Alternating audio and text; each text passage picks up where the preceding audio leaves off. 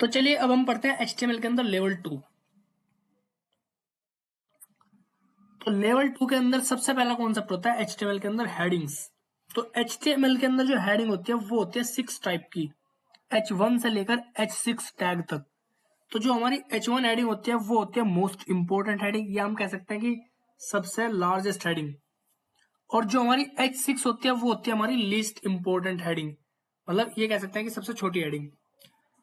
तो अब हम लेवल 2 को पढ़ने के लिए हम यहाँ पर क्या करेंगे, VS कोड के लिए एक फोल्डर बना लेंगे। तो फोल्डर का नाम यहाँ पर हम रखेंगे लेवल 2। इस फोल्डर को कर लेंगे ओपन विथ कोड, और इसके अंदर हम एक फाइल क्रिएट करेंगे जिसका नाम होगा index.html। और यहाँ पर हम क्या करेंगे, सबसे पहले अपना बॉयलर प्लेट कोड ऐड कर लेते हैं जो मैंने आपको लेवल 1 के अंदर पढ़ाया है।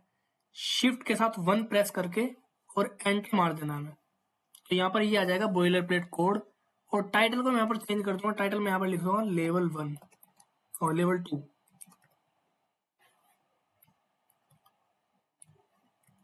तो यहाँ पर HTML के अंदर हेड हम पढ़ेंगे सबसे पहले। तो यहाँ पर हम लगाते हैं H1 टैग, बॉडी के अंदर हम जाएंगे और यहाँ पर हम लिखेंगे H1। और यहाँ पर मैंने लिख दिया this is my first heading. और हम यहाँ पर क्या करेंगे, इस वाली फाइल को ब्राउजर के अंदर रन करने वाले हैं। तो मैंने यहाँ पर क्रोम को ओपन किया और फिर हम यहाँ पर कंट्रोल O प्रेस करेंगे। फिर हम जाएंगे डेस्कटॉप पर, और डेस्कटॉप के अंदर एक फोल्डर बनाया मैं अभी जस्ट अभी लेवल 2 के नाम से। तो इसको ओपन करेंगे और इसके अंदर जो इंडेक्स वाली फाइल पड़ी हुई है इसको यहाँ पर ओपन कर लेंगे। तो देखो यहाँ पर ये हेडिंग आएगी, this is my first heading. ये हेडिंग जो हमने यहाँ पर VS कोड के अंदर लिखी थी तो वो यहाँ पर आ चुकी है। इसी तरीके से मैं यहाँ पर H2 लिख सकता हूँ, और H2 के अंदर मैंने लिखा this is my second heading. तो ये भी हमारे ब्राउजर के अंदर शो करने लगी जैसे मैं इसको रिफ्रेश करूंगा। तो देखो ये भी आ जाएगी, this is my second heading. इसी तरीके से मैं यहाँ पर H3 लगा सकता हूँ, this is my third heading. ये हेडिंग कहाँ तक है, लेवल H6 तक। मैंने H4 लगाया और यहाँ पे लिखा this is my fourth heading. उसके बाद हम यहाँ पर लिखते हैं H5, this is my fifth heading. उसके बाद हम यहाँ पर लगाते हैं H6, this is my sixth heading.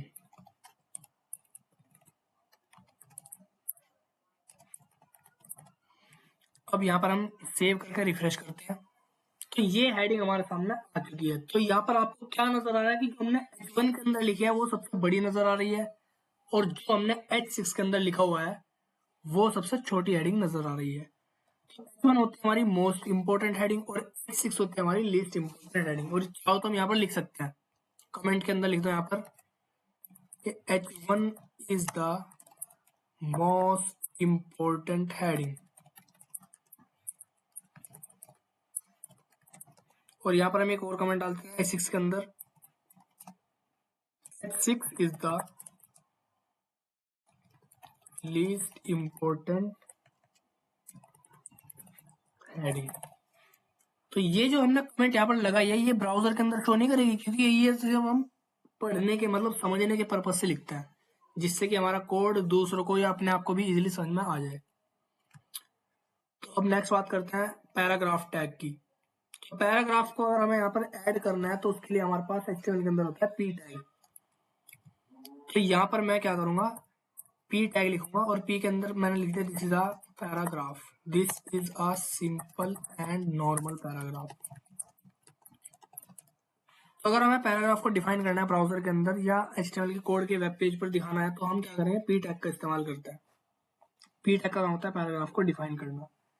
HTML के अंदर एक कमांड होता है लोरम कमांड, LOREM, और एंटर मार दो यहाँ पर। तो लोरम से क्या होता है कि लोरम से एक पैराग्राफ जनरेट होता है। देखो यहाँ पर क्या हो रहा है, इससे एक पैराग्राफ जनरेट। जैसे मैं यहाँ पर लिखूंगा LOREM तो एक पैराग्राफ आ जाएगा उससे। आ रहा है ना एक पैराग्राफ। अगर मैं यहाँ पर लिखता हूँ लोरम मल्टीप्लाई 2 तो इससे 2 पैराग्राफ आएंगे, देखो है ना। और अगर मैं लिखता हूँ लोरम मल्टीप्लाई 3 तो इससे 3 पैराग्राफ आएंगे।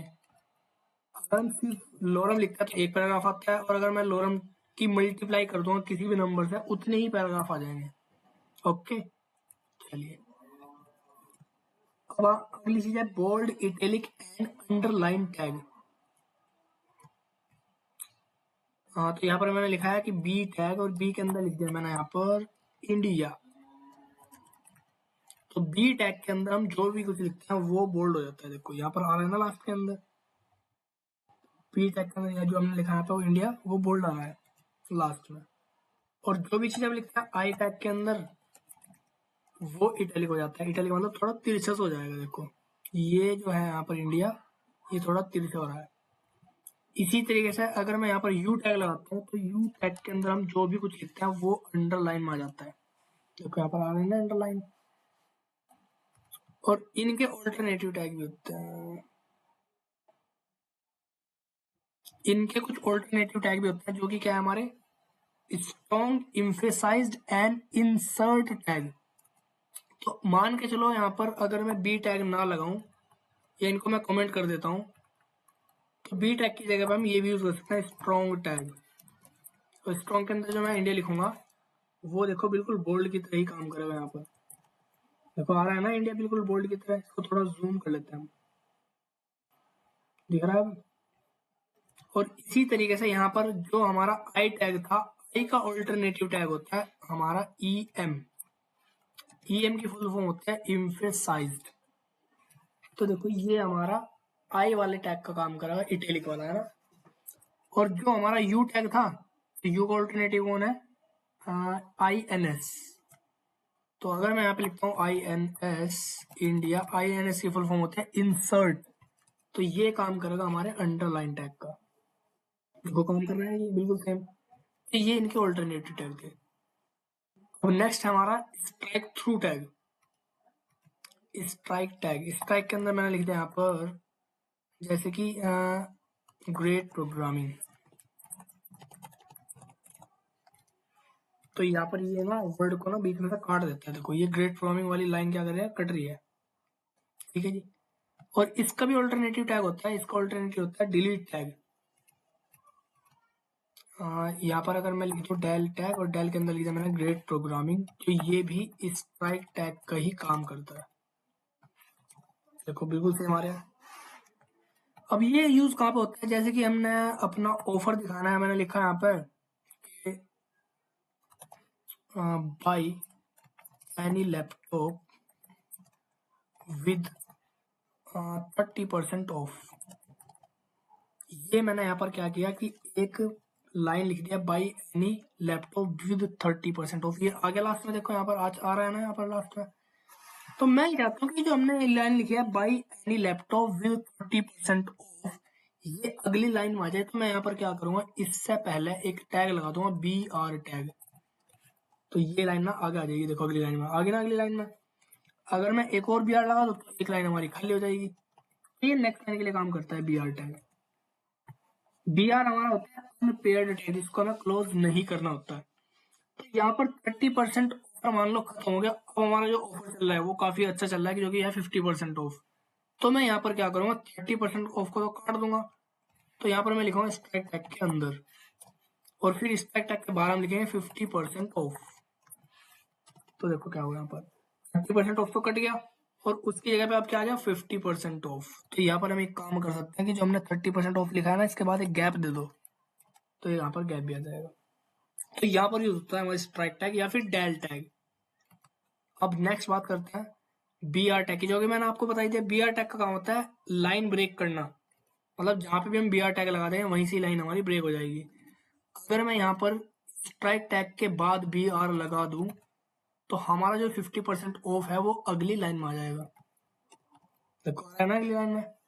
चलिए अब नेक्स्ट है स्मॉल एंड बिग टैग। नाम से पता चल रहा है जो भी हम काम स्मॉल टैग में करेंगे वो थोड़ा नॉर्मल टैग से छोटा दिखेगा। जैसे कि मैंने यहाँ पे लिख दिया ग्रेट प्रोग्रामिंग, और जो हम बिग टैग के अंदर लिखेंगे वो थोड़ा नॉर्मल टैग से बड़ा दिखेगा। देखो यहाँ पर ग्रेट प्रोग्रामिंग हमने लिखा स्मॉल टैग के अंदर, जो कि थोड़ा छोटा नजर आ रहा है। और फिर ये वाला ग्रेट प्रोग्रामिंग हमने लिखा बिग टैग के अंदर, जो कि नॉर्मल टैग से काफी थोड़ा बड़ा आ रहा है। समझ रहे बात। और अगर मैं इनको भी अगली लाइन में लाना है तो हम यहाँ पर क्या करेंगे, इसके बाद भी हम बी आर लगा सकते हैं, तो ये चीज भी अगली लाइन में आ जाएगी, देखो है ना। चलिए अब अगला टैग है हमारा सबस्क्रिप्ट एंड सुपरस्क्रिप्ट। ये जो टैग है हमारे, ये मैथमेटिकल एंड केमिकल इक्वेशंस बनाने के लिए यूज होता है। जैसे यहाँ पर लिखा है ना H2O, तो ये हमारी एक साइंस की इक्वेशन है जिसको हम बोलते हैं जल।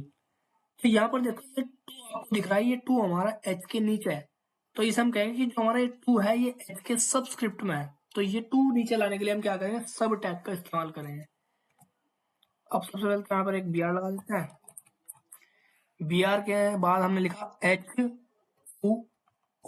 अगर मैं यहाँ पर इसको इतना ही चला दूं तो बिल्कुल सेम प्रिंट हो जाएगा। यहाँ पर देखो ब्राउजर के अंदर सेम प्रिंट हो गया लास्ट में H2O, लेकिन हमें क्या करना है कि 2 को हमें H के नीचे लेके आना है। तो हम क्या करेंगे, यहाँ पर इस 2 को हम क्या करेंगे, सब टैग के अंदर लिख देंगे। तो हमने क्या करा, 2 को सब टैग के अंदर लिख दिया और फिर मैंने यहाँ पे इसको रिफ्रेश कर दिया, तो देखो यहाँ पर 2 हमारा H के नीचे आ चुका है ना। इसको थोड़ा जूम कर लो, अब दिख रहा है ना 2 हमारा किसके नीचे आ गया, H के नीचे आ गया। एक होता है हमारा सुपर टैग, सुपर स्क्रिप्ट। ये काम आता है जब हम मैथमेटिक्स की इक्वेशन बनाते हैं, जैसे कि x square plus Y square plus Z square. तो यहाँ पर जो 2 2 2 है वो x के ऊपर है या y के ऊपर है या फिर z के ऊपर है, तो ये ऊपर लाने के लिए हम क्या यूज करेंगे, सुपर टैग का।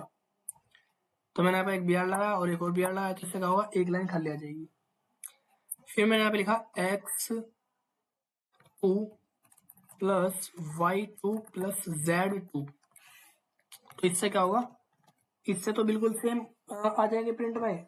लेकिन हमें करना क्या है कि जो 2 है वो सबके ऊपर लाना है, x के y के z के। तो हम यहाँ पर क्या करेंगे, इन तीनों 2 को SUP टैग के अंदर लिख देंगे।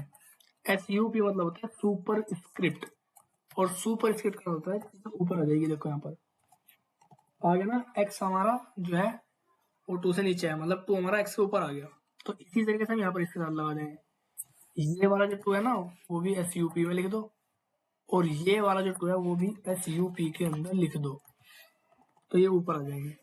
तो ये 2 टैग है हमारे सबस्क्रिप्ट एंड सुपरस्क्रिप्ट, ये इक्वेशंस बनाने के काम आता है।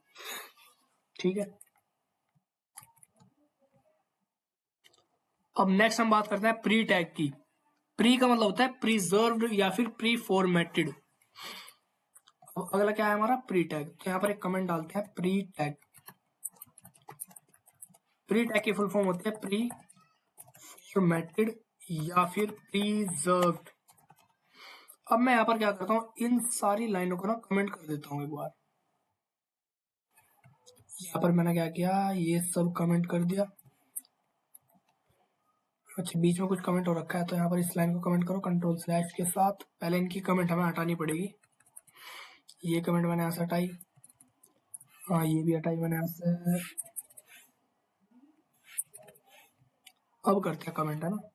सेलेक्ट करने के बाद हम क्या करें, कंट्रोल के साथ स्लैश, और फिर ये भी इतना पोर्शन भी हम क्या करते हैं, कमेंट कर देते हैं।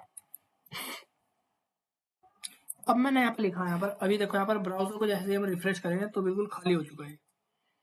हमने यहाँ पर लिखा the great programming is my YouTube channel, और जैसे मैं यहाँ पर जाकर रिफ्रेश करूंगा तो ये लाइन आ जाएगी वहां पर। आने नहीं, क्या दिक्कत हो रही है।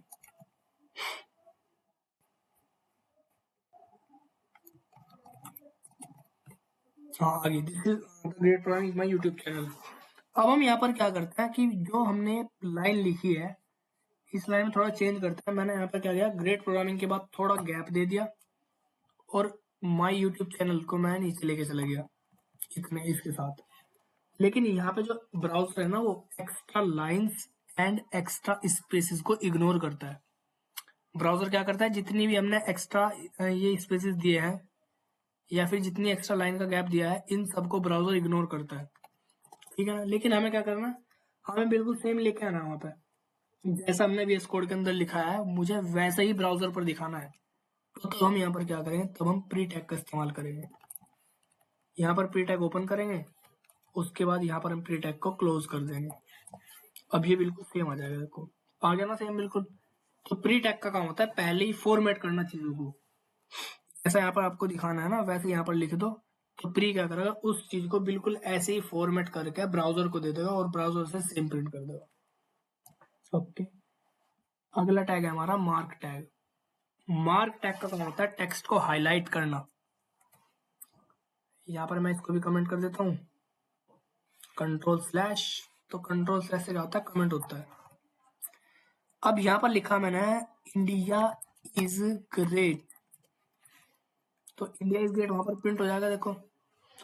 अब यहाँ पर हम लगाते हैं मार्क टैग। मैंने क्या किया कि यहाँ पर इंडिया से पहले मार्क टैग ओपन किया और इंडिया के बाद मैंने क्या किया, मार्क टैग को क्लोज कर दिया। तो ये इंडिया हमारा हाईलाइट हो जाएगा, देखो हाईलाइट हो गया ना इंडिया।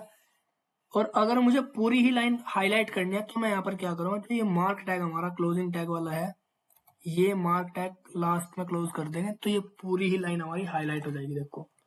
तो मार्क टैग होता है किसी भी टेक्स्ट को हाईलाइट करना, चाहे वो एक लाइन हो, चाहे वो हमारा एक वर्ड हो, चाहे वो हमारा सिंगल ही कैरेक्टर क्यों ना हो, तो उसी चीज को हम हाईलाइट करा सकते हैं। अब नेक्स्ट है हमारा कोटेशन टैग, मतलब क्यू टैग। तो क्यू टैग के अंदर हम जो कुछ भी लिखते हैं, जैसे कि हमने क्यू टैग के अंदर इंडिया इज ग्रेट ही लिख दिया, तो क्यू टैग के अंदर हम जो कुछ भी लिखे हैं वो इन्वर्टेड कोमा में प्रिंट करेगा। देखो यहाँ पे आ रहे हैं ना इन्वर्टेड कोमा जो इंग्लिश में लगता है। तो क्यू टैग का काम होता है चीजों को, टेक्स्ट को इन्वर्टेड कोमा के अंदर प्रिंट करवाना, ठीक है जी। अब नेक्स्ट है हमारा सेंटर टैग। सेंटर टैग का काम होता है कंटेंट को अलाइनमेंट करना सेंटर के अंदर। मतलब जो ही हमारा ब्राउजर है, तो मुझे ये दोनों चीज, मार्क टैग वाला और क्यू टैग वाला, दोनों मुझे बिल्कुल सेंटर में लेकर आना है ब्राउजर के। मैं यहाँ पर क्या करूंगा, सेंटर टैग के अंदर लिख दूंगा।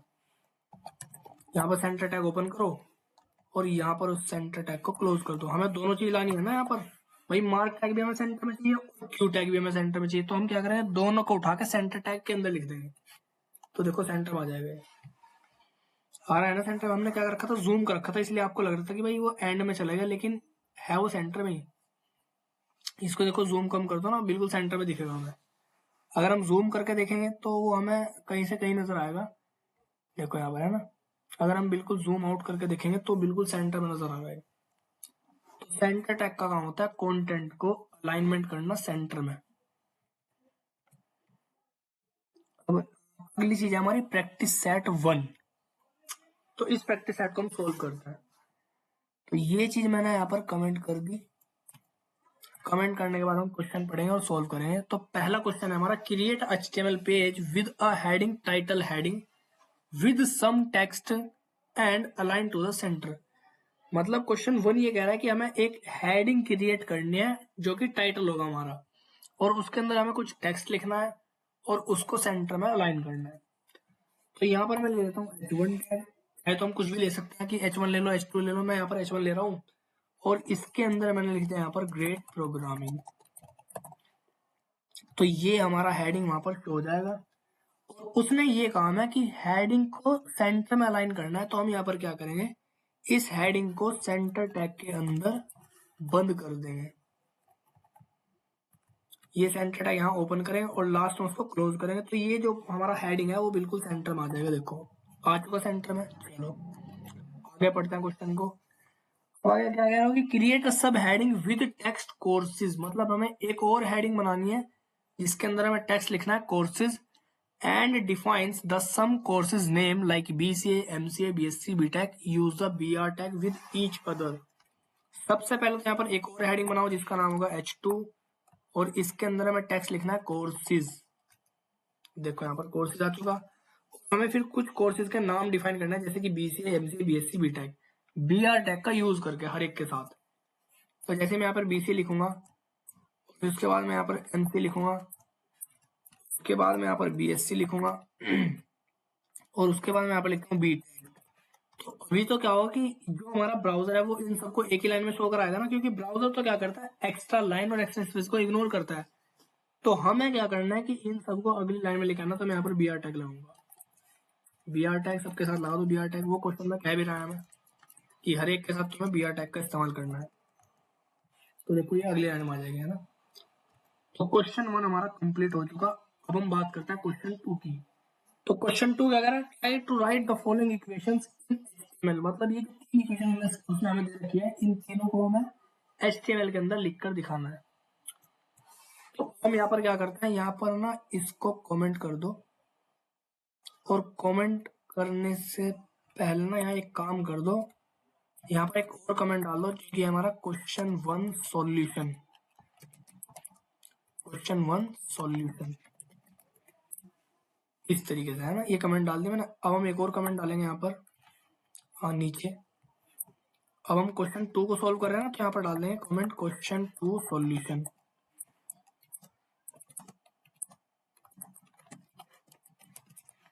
तो क्या कर रहा था कि सेकंड क्वेश्चन क्या कह रहा था यहाँ पर, सेकंड क्वेश्चन ये कह रहा था कि तीन इक्वेशन दे रखे हैं, उनको तुम्हें लिख कर दिखाना है HTML के अंदर।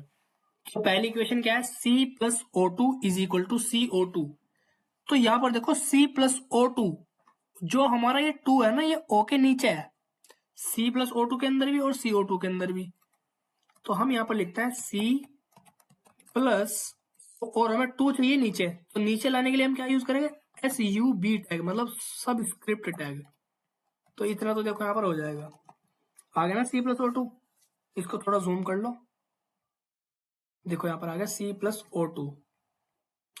अब हमें इसको इक्वेशन को पूरा करना है, तो हम यहाँ पर बाहर इक्वल लगा देंगे, फिर हम लिखेंगे CO2, यहाँ पर भी हमें नीचे चाहिए, तो यहाँ पर भी हम सब टैग लगा देंगे। तो देखो ये इक्वेशन हमारी बन गई। अब आ जाओ सेकंड इक्वेशन पर। सेकंड इक्वेशन क्या कह रहा है, x² plus Y square plus z²। ये इक्वेशन तो अभी हमने बनाई थी, चलो कोई बात नहीं, फिर से बना लो यहाँ पर। तो हम यहाँ पर लिखेंगे एक्स स्क्वायर, स्क्वायर मतलब हमें ऊपर चाहिए 2, तो हम यहाँ पर लगाएंगे सुपर स्क्रिप्ट टैग, फिर बाहर लिखेंगे हम प्लस, फिर हम लिखेंगे y, और फिर यहाँ पर सुपर स्क्रिप्ट टैग, फिर 2, और फिर प्लस z और सुपर स्क्रिप्ट टैग और 2। तो ये इक्वेशन भी हमने बना लिया। पर यहाँ पर आ रहा है ना x के ऊपर, y के ऊपर और z के ऊपर। यहाँ पर ना y z को भी हम कैपिटल कर लेते हैं, ये भी कैपिटल हो जाएंगे। ये इक्वेशन ना मैं नेक्स्ट लाइन में दिखानी है। तो हम यहाँ पर क्या करें, इस लाइन के बाद जो पहली इक्वेशन थी उस लाइन के बाद हम BR लगा देते हैं, तो वो काम अगली लाइन में आ जाएगा, वो लाइन वहीं पे ब्रेक हो जाएगी और बाकी काम हमारा नेक्स्ट लाइन में आ जाएगा। अब तीसरी इक्वेशन क्या है, a प्लस बी का whole square is equal to a square plus B square plus 2ab।